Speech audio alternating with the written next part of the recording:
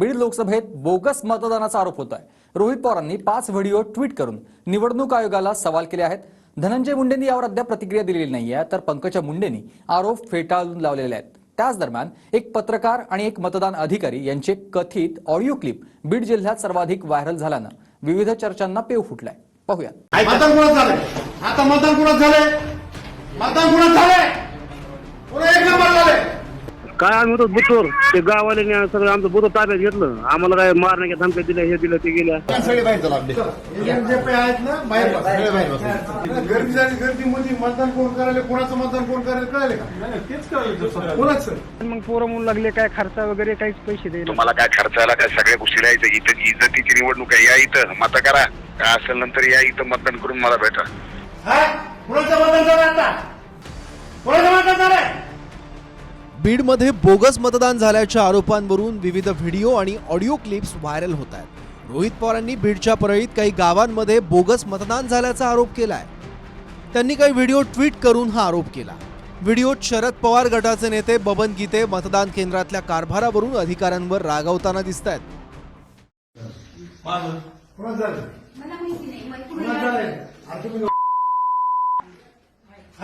कोणाचं मतदान झालं? आता कोणाचं मतदान झालंय?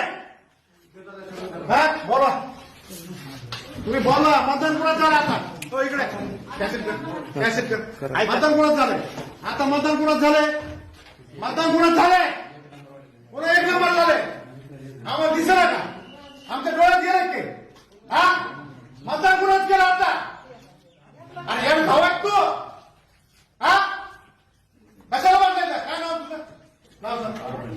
साहेब, तुम्हाला माझी विनंती बरं का, पुन्हा सांगितलं नाही म्हणतात, तुम्हाला मी सांगितलं नाही म्हणतात। अजिबात म्हणजे माणूस आला नाही पाहिजे, ओळखपत्राशिवाय मतदान झालं नाही पाहिजे। सगळं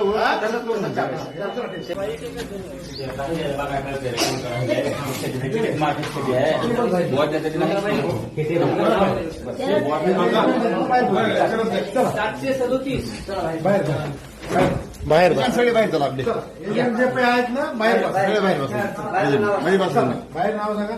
साहेब, तुम्हाला माझी विनंती बरं का, पुन्हा सांगितलं नाही म्हणतात, तुम्हाला मी सांगितलं नाही म्हणतात।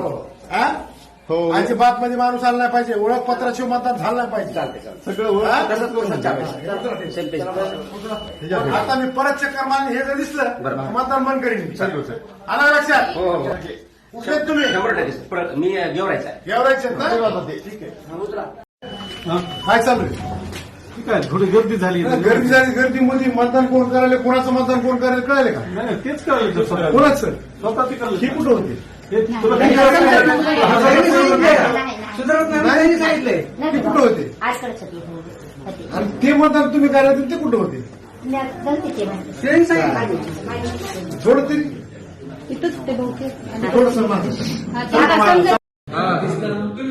सारखा बोलला, त्यांना करू दे मतदान। चला बाजला सारखा, हे ते दाबा म्हणून नका, तुम्ही बाजला सारखा, तुम्ही बाजला सारखा। साहेबांना सांगा कशाला करायचं, साहेबांना सांगा।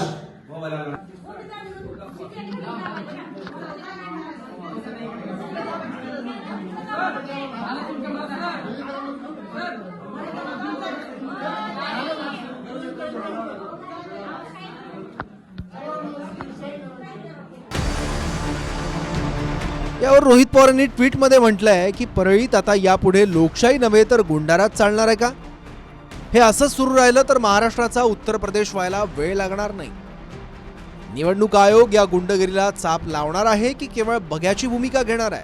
जी कोणाची तक्रार आहे ते इलेक्शन कमिशनला करावी, ते बघून घेतील। काय असं घडलं असतं तर मी इथे उभी नसते। 5वी लोकसभा आम्ही हँडल करतोय आणि आतापर्यंत जेव्हा आम्ही विरोधी पक्षात होतो 15 आमदार लावले होते त्यांनी, तेव्हाही ते असंच म्हणाले होते। त्यांचं मला वाटतं त्यांचा आत्मविश्वास कमी झाल्याचा आणि थोडं त्याला म्हणतो आम्ही खेड्याच्या भाषेत चिडी नेसल्याचं लक्षण दिसते। कारण निवडणूक झाल्यानंतर अशा घटना घडल्या असं त्यांचं म्हणणंच त्यांचा आत्मविश्वास कमी झाला असं वाटतं।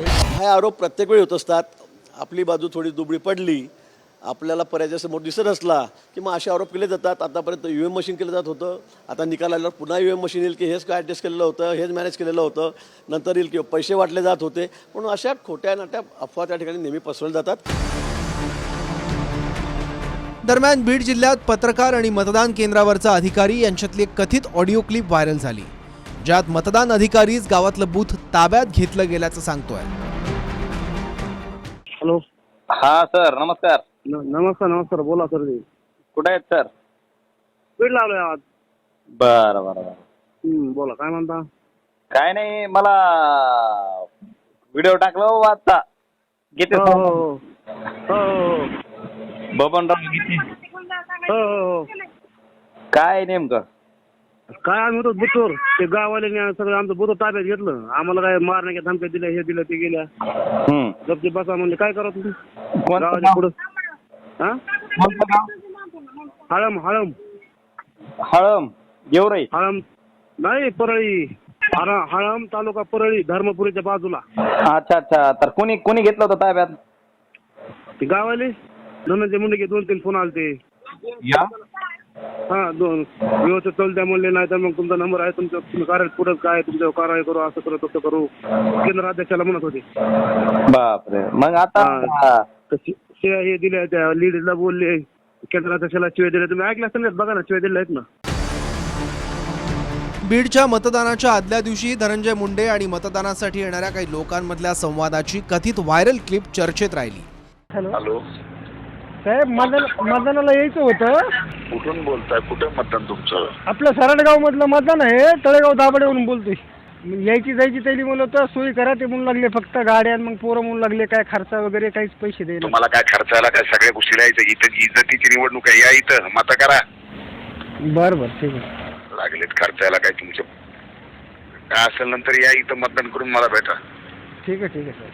हा हो. आता गाड्याची व्यवस्था केली की खर्चायला द्या, खायला द्या, पुन्हा प्यायला द्या, पगार द्या. तसं नाही साहेब, काय होतं वाटलं पाहिजे तिथं अस्तित्वाची लढाई. तुम्ही कुठे चाललात? आता पोरं म्हणतात म्हणून म्हणलं, फक्त म्हणजे खर्चा पाणी फक्त. तुला सांगता येत नाही का पोराला? तुला तर कळतं ना. हा कळतंय, पण ते आता ठीक आहे साहेब, बघतो. हे बघतो ना, या इकडे आणि तुम्ही मतदान करा, पुन्हा मला भेटा. बरं. रोहित पवारांच्या या ट्विटवर पंकजा मुंडेंनी थेट उत्तर न देता कुणाला काही तक्रार असल्यास निवडणूक आयोगाकडे तक्रार करण्याचा सल्ला दिलाय. धनंजय मुंडेंची अद्याप प्रतिक्रिया मिळू शकली नाहीये. याआधी अपक्ष उमेदवाराला महामंडळाच्या अध्यक्षपदाचा शब्द देऊन पंकजा मुंडेंनी अर्ज मागे घेण्यासाठीचा फोन कॉल व्हायरल झाला होता.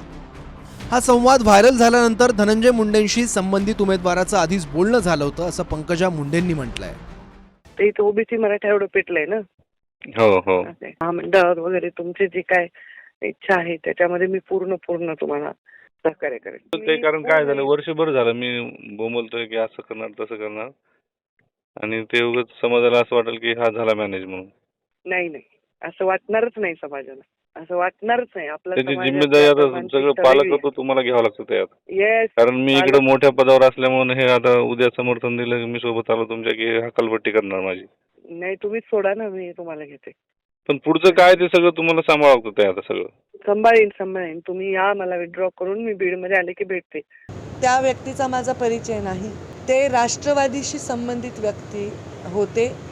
पालकमंत्री धनंजय मुंडेंनी त्यांना सांगितलं, बाबा तू फॉर्म भरू नको, कारण त्यांची राष्ट्रवादीची काही नाराजीमुळे त्यांनी फॉर्म भरला होता. त्यांनी त्यांच्याशी चर्चा केल्यानंतर त्या व्यक्तीने सांगितलं की मला पंकजा ताई ती स्वतः बोलल्या पाहिजे, म्हणून धनंजय भाऊचा मला निरोप आला, वाल्मिकचा निरोप आला, आणि म्हणून मी त्यांना बोलले. माझ्या कार्यकर्त्याच्या एका फोनवर त्यांनी फोन लावून दिला. त्यांच्याशी मी जे बोलले ते संभाषण मी ऐकलं नाही, तरी मला एवढा आत्मविश्वास आहे की ते तुम्ही 1000 वेळा जरी लावलं त्याच्यामध्ये काही अवैध गैर असंविधानिक नाही. महेंद्र मुधोडकर, TV9 मराठी, बीड.